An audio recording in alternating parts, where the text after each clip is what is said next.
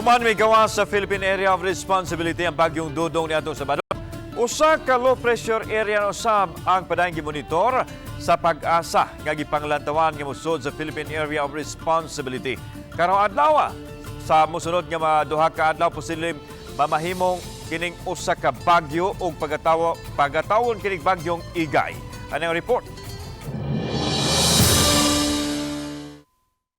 Kaganihang buntag, nasigpatan sa northeast of Mindanao ang low pressure area nga gipanglantawang makasulod sa Philippine Area of Responsibility karong adlaw. Sa mosunod nga duha ka adlaw, mamahimo na kining usa ka bagyo ug kini na ang ikalimang bagyo karong tuiga ug tawgon kini og bagyong Egay.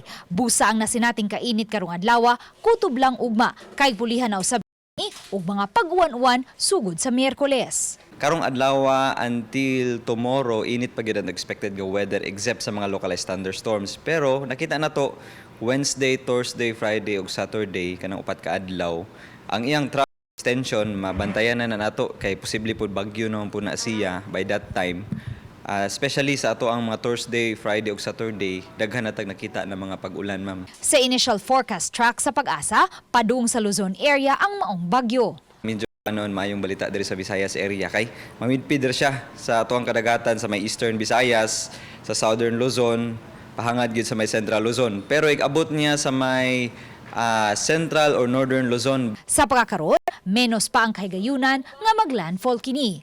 Apan tungod kay pakusgo na usab sa bagyong Egay ang hanging habagat, subling masinati ang kusog ng mga pag-uwan sugod sa Miyerkules hangtod sa weekend. Samtang sugod sa Huwebes, masinati na usab ang dagkong sa dakong bahin sa nasod. So kung natay mga biyahe especially weekends murag kuan gyud.